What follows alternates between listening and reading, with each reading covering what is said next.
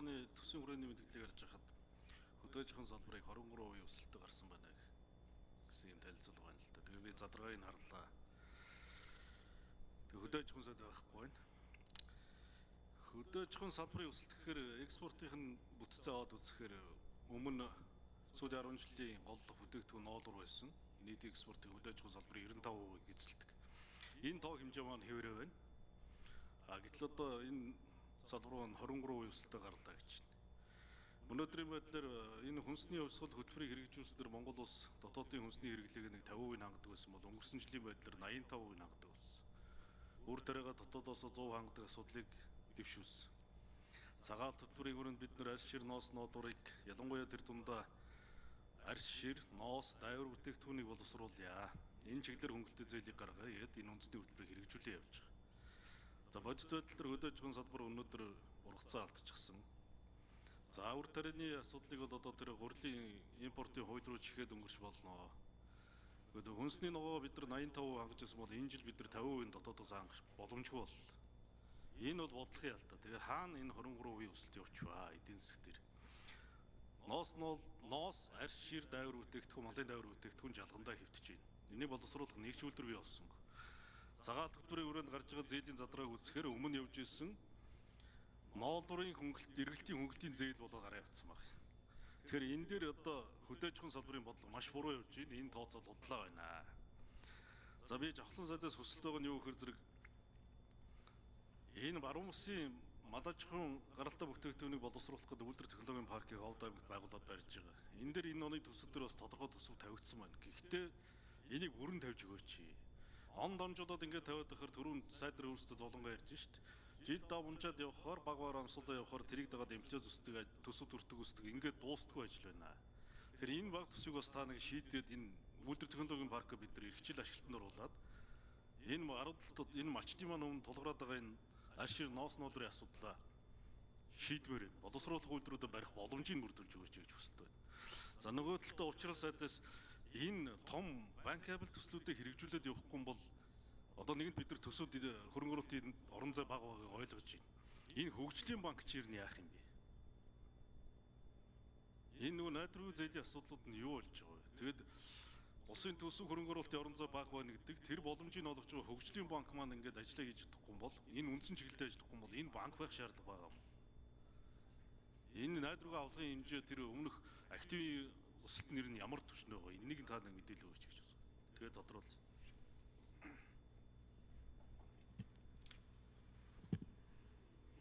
За жавхлан сайд хариулъя. За мэдсэн гişүнэг асуултанд хариулъя. Харин тийм ээ хэрвээ болдог боломж нь байдгүй бол бүгдийг бүтэн тавиул явчмаар байгаа юм. За одоо бол ингээд бид төсвийн хязгаарынхаа хэмжээнд төсвийн өрөөнийхөө хэмжээнд за сая хэлснээр нэг хөндлөнийхөө уртныхаа хэмжээнд ингээд оруулаад тавьсан байгаа шүү. Тэр хооштой одоо боломжууд гардаг бол хэдүүлээ арай илүү ахиу тийш тавиад явцгаана хаа гэж бодож байна.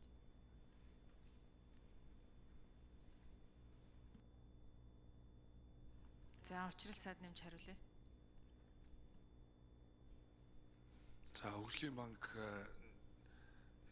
их хуралд хөгжлийн банкны хуулиа боловсруулаад өргөн мэдүүлэхэд бэлэн болсон юм билээ. Тэгэхдээ дахин ажиллах хэрэгтэй. За тэгээ импортыг оруулах бүтээгдэхүүнийг үйлдвэрлэхэд дэмжлэг үзүүлэхээс одоо банк сүүлдээ уулзур зам сангуулжүүлсээр байгаад буруу замаар будаад хэлсэн. Одоо зээлийн үйлдвэрлэл баг 2.3 их найд. Хэвийн зээл нь 919, анхаарал хандуулах зээл нь 74 юм байна. Тэгэхээр энэ асуудлуудыг бол одоо чанаргүй зээлүүдийг төлөвлөх тал дээр бол анхаарч байна. Тийм учраас хуулиа өргөн мэдүүлнэ, өөрийн хөрөнгийг нэмэгдүүлнэ. За төрийн өмчт хувьцаат компаниудын хоорондоо үүссэн өөр авлага байна. Энийг бол нэг талд нь гаргана. Ингээ хамтраа шийдвэрлээд явна гэдэг ийм зорилготой бол байгаа. Тэгээ хөгжлийн банкыг бол одоо хуулийг нь оруулж ирнэ гэж хэлье. За Менцан гишүүн нэмж тодруулъя.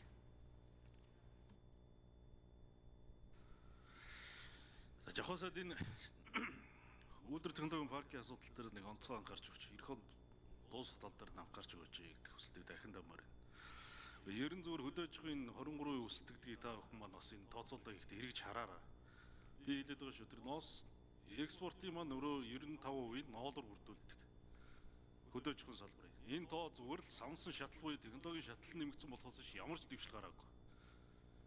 Тэгээд 23% өсөлтөд харахаар өнгөрсөн жил цаг уурын таата нөхцлөөс болоод мал өсчихсэн. Тэр хуц ухны хийсэн ажил бол одоо инквайри сайдын хийсэн ажил биш шүү дээ. Тэрийг 23% өсөлт би мундаг юм ижлэгээд байгаа. Яг одоо талбар дээр нүгөөд очих юм бол энэ салбар бол одоо мундаг болно гэдээ яамаа нүүлгээ явуулсан. Нүүж утсан газараа ургацаа алчихсан. Иймэрхүү байдалтай байж болохгүй. Энэ дээр одоо энэ бодлогын алдаа гарч ийн шүү. Хөдөөж аж ахуйн салбар дээр. Энийг засгийн газар онцгой анхаарбар. За жавхлан сайд эхлээд хариулъя. Тэгээд нэмж ажлын хэсэг хариулъя. За тэр яг өсөлт хөдөөж аж ахуйн яамны бүтцийн өсөлтийнх нь тэр задаргааг судлаач тэр ажлын хэсгээс мэргэжлийн усуд судалгаан дээр үнэлж хариулах нь зөв шүү. Энэ цагаасаад энэ тантай нэг талаар санал нийлж байна. Энд тайвшрах өсөлт бол биш юм байгаа юм шиг нүдэж өсөлт чинь. Яагаад гэхээр бид нар нодлон айхтар хүнд цуд болоод ургац алдаад үндсэндээ 40-30 гаруй хувь унтсан байхгүй салбар нь өөрөө. Тэр суурин дээрээс өссөн өсөлт нь энэ жилийн эдийн засаг дотор өсөлт болж гарч ирж байгаа. Тэрнээс биш энэ жилийн өсөлт нь нодлонгийнхаа нөхөд тэрний өмнөх жил дээр очсон зүйл биш. Тэрэн дээр хүрээгүй байгаа. Тийм. Тэгэхээр тэрийг тайлбарлаж хэлэх хэрэгтэй.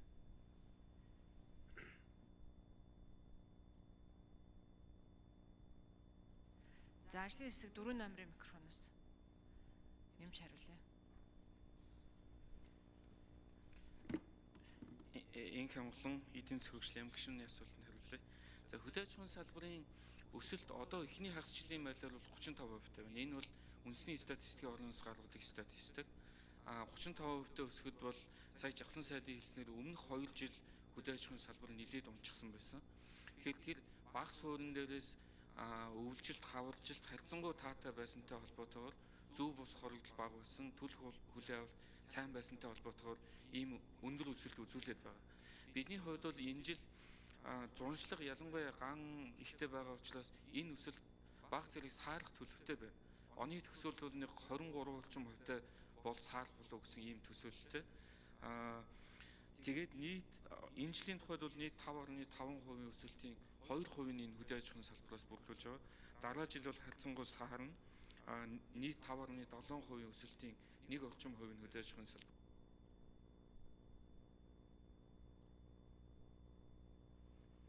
За улсын хурлын гишүүн. За жавхлан сайд нэмж хариулъя.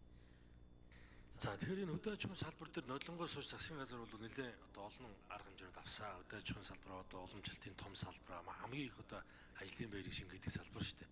За энийг одоо сэргийхийн тулд одоо маш олон үндэсний томоохон хөтөлбөрүүд одоо бүрэн санхүүжүүлсэн. Нодлонгоос хойш шинэ хоршоо, за одоо хүнсний хувьсгал, цагаан алт, за энэ урамшууллын бүх хөтөлбөрүүд маань одоо тултал явлаа. За ингэсний үр дүнд одоо хөдөө аж ахуйн яамныхын салбарынхын ч одоо тариаланчид малчид бүгдээрээ л хичээсэн. Тэгээд хөдөө аж ахуйн салбарт гарч байгаа энэ сэргэлтийг бас голж болохгүй шүү. Голж болохгүй. Энэ жилийн 5.7% өсөлтөн дотор байгаа ихэнх нь одоо бараг 60% нь энэ хөдөө аж ахуйн салбарын нодлонгоо одоо унсан тэр суурин дээрээс сэргэж байгаа энэ сэргэлтийн үр дүн юм байна. Магадгүй 23 оныхаа тэр өсөлт өсчихсэн тэр хэмжээнд арай хараахан хүрээгүй байгаа. Гэхдээ сэргэж байгаа юу сэргэж байгаа. Энэ сэргэлт бол энэ жилийн эдийн засгийн өсөлтөнд маш одоо эргээр нөлөөлж байгаа гэдгийг бүр тодруулж хэлье.